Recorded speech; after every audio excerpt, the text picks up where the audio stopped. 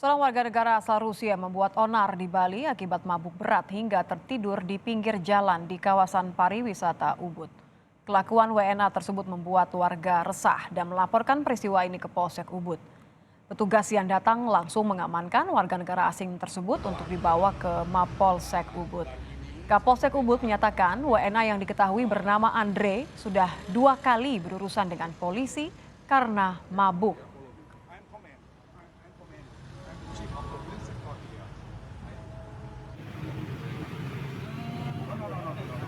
Dan memang bukan kali ini aja kami lihat yang bersangkutan untuk datang ke polsek kami sudah 2 kali dan bahkan mabuk di jalan sudah hand monitor 2 kali dan setelah kami datangi dia pergi dan hari ini cukup parah. Mereka membawa motor sampai di Simpang Tegas, taruh motornya dan keluar dan langsung dia bersangkutan tidur di samping motornya di trotoar.